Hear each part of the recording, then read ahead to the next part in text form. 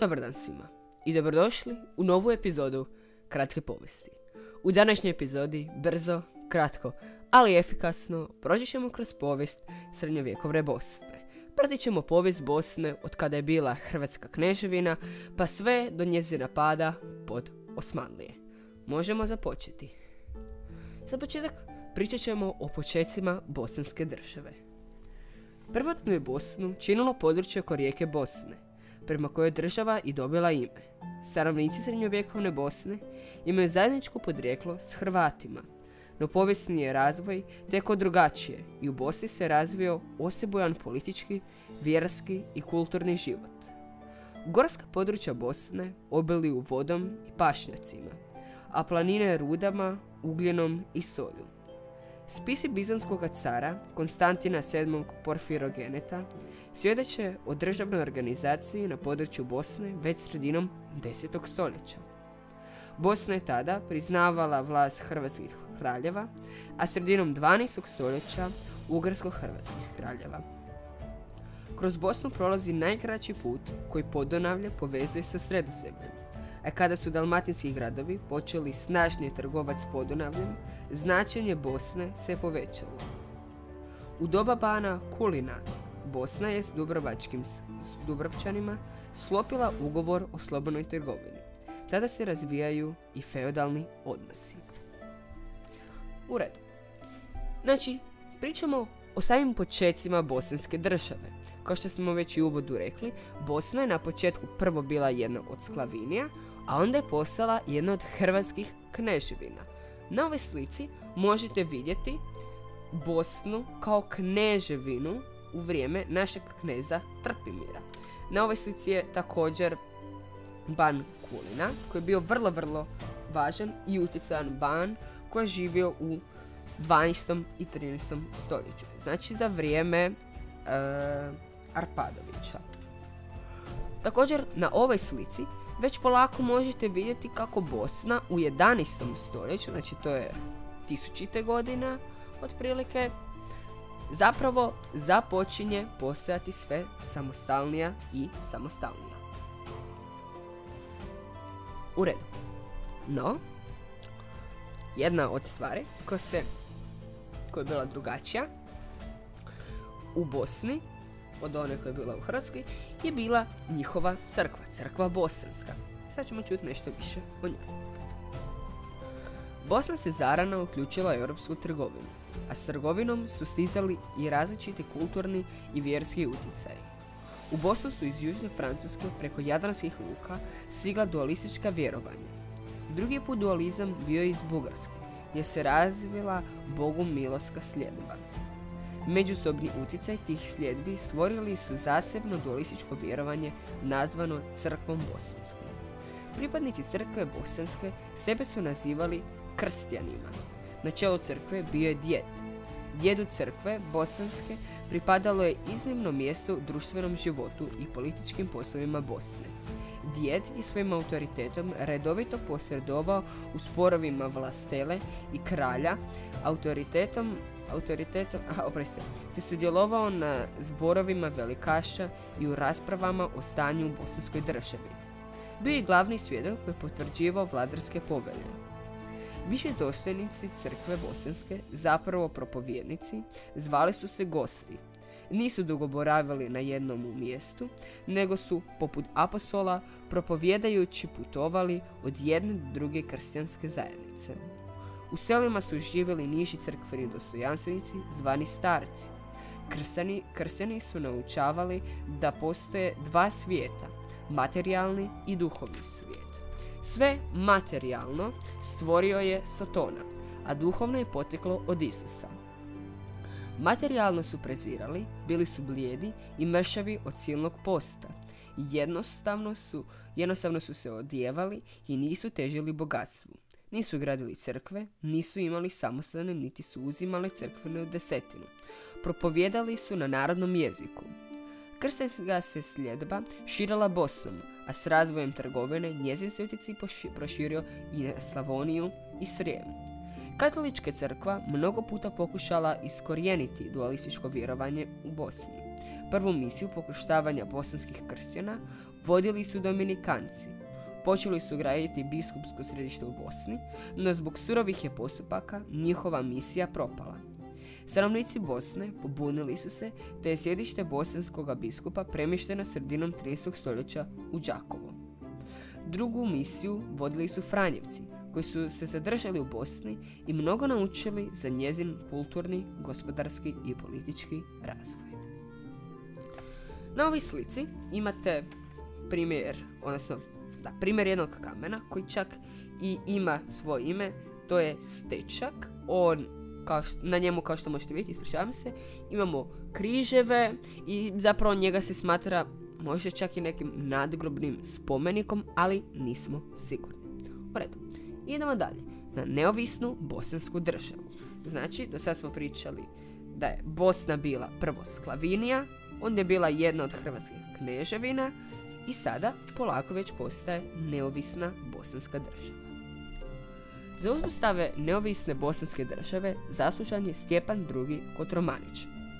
I prije nego što uopće počnemo nešto govoriti o njemu, bitno nam je napomenuti da on živio u 14. stoljeću, odnosno da je vladao u 14. stoljeću. Pa samo da se možete otprilike nekako orijentirati. Koji je u borbi hrvatskih plemića sa Anžuvincima poduprao Anžuvince i uz njihovu pomoć potpuno osamostalio Bosnu. Preduvjet je bilo slamanje utjecaja obitelji Šubića, odnosno Mladena Šubića. Stjepan II. Kotromanić stolovao je u Visokom. Visočki grad podignula je dinastija Kotromanića. Nedaleko od Visokog, u selu Mile, danas Arnautovići, djelovao je dominikanski samostan u čijem su arhivu pronađeni najvažniji dokumenti srednjovjekovne bosanske države. Potvrdio je trgovačke ugovore s dalmatinskim gradovima, a Dubrovniku odobrio posjet Stona i Pelješca. Poticao je razvoj rudarstva. U Bosnu je pozivao Sase da otvore rudnike zlata, srebra i olova. Razvoj rudarstva potaknuo je razvoj trgovine, u kojoj prednjače dubrovački trgovci, koji iz Bosne izvoze rudarske, poljoprivredne i stočarske proizvode. To je dalo i poticaj razvoju trgovačkih središta, Srebrnice, Fojnice, Kreševa, Visokog. Stjepan II. Kotromanić priklonio se katoličkoj crkvi, dopuštivši da u Bosnu dođu Franjevci. Njegov nećak, Tvrtko I, koji je bio isto u 14. stoljeću, u drugoj polovici, proširio je državu i 1377. proglasio je kraljevinom Bosnom. Potkraj života, a u vrijeme dinastijskih previranja u Hrvatskoj, proširio je teritorij Bosne i na račun hrvatskih zemalja, te se 1390. godine proglasio kraljem Hrvatske i Dalmacije. Teritorijalno širenje i jaka središnja vlast stvorili su povoljne uvjete za gospodarski razvoj Bosne. I dalje se razvija rudarstvo, a Bosnu su preplavili mletački i dubrovački trgovci te trgovci iz dalmatinskih gradova. U trgovinu se uključuju i domaći ljudi. Izvozilo se srebro, olovo te poljoprivredni i stočarski proizvodi. Poticaj razvoju trgovine došao je i izlaskom Bosne na more te podizanjem grada Novog, danas Herceg Novi, koji je trebao biti konkurencija Dubrovniku u opskrbi Bosne solju.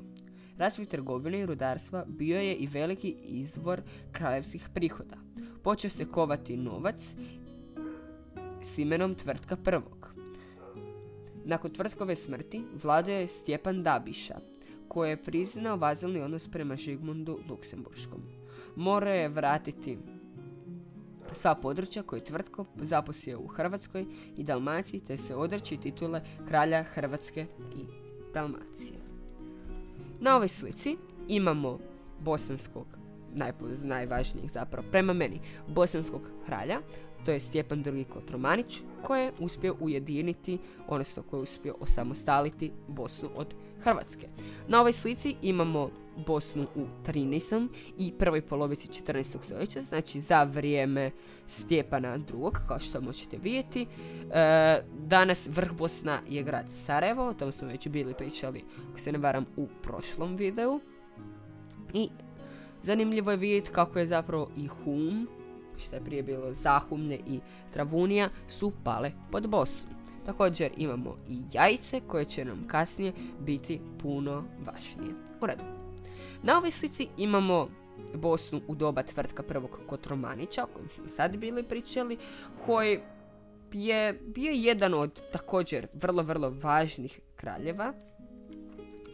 Kao što možemo vidjeti, on je stvarno jako proširio Bosnu i tko bi rekao da će Split, Šibenik, svi ti veliki hrvatski gradovi pasti pod bosansku upravu. Također, evo ga ovdje, Herceg Novi.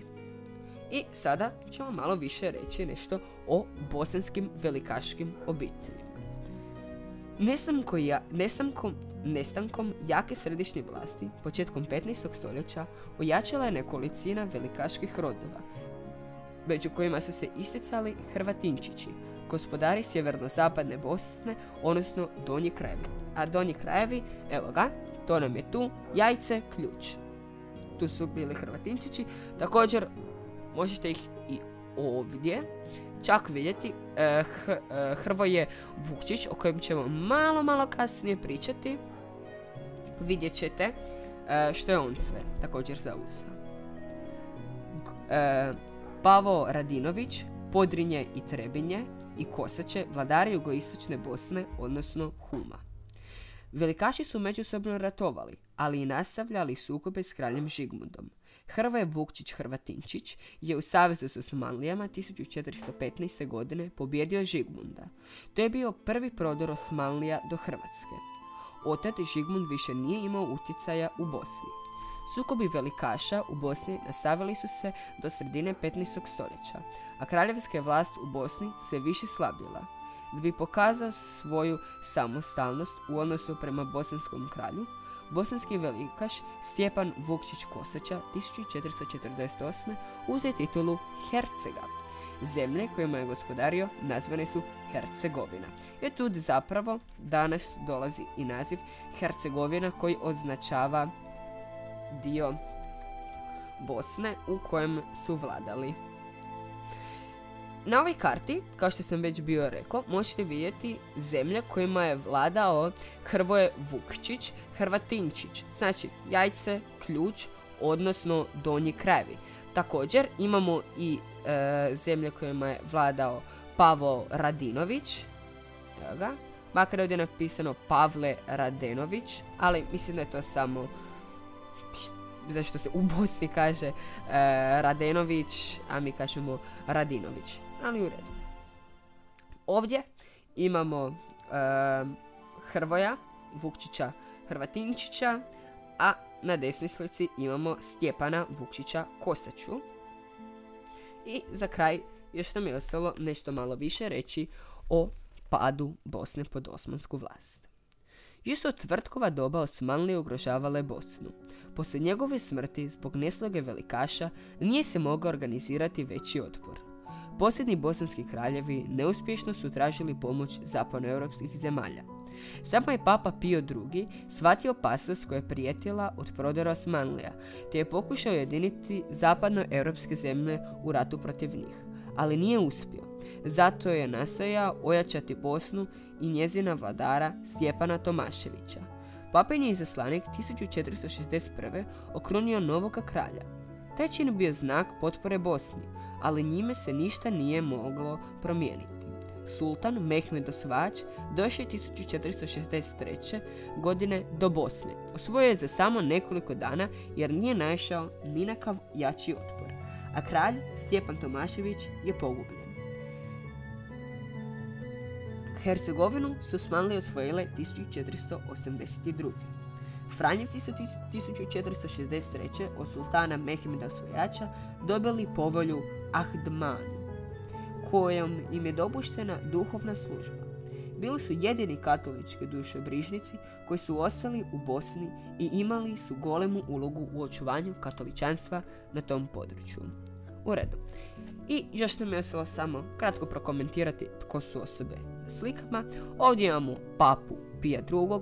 Koji je okrunio Stjepana Tomaševića, posljednjeg kralja Bosne odnosno srednjovjekovne Bosne. Zatim ovdje imamo jako poznatog sultana Mehmeda Osvajača i na kraju imamo Katarinu Kosaču koja je bila kći Stjepana Vukčića Kosače i također žena kralja Stjepana Tomaševića. Kada je Bosna pala, ona je pobjegla u Dubrovnik, no Dubrovčani ju nisu prihvatili jer su se bojali Osmanlija. Na kraju ona bježi u Rim i tamo dobiva papinu zaštitu. I time završavamo današnji video. Ja se nadam da vam se svidio. Ako je, obavezno ostavite like i pretplatite se. A mi se vidimo u nekom sljedećem videu. Doviđenja!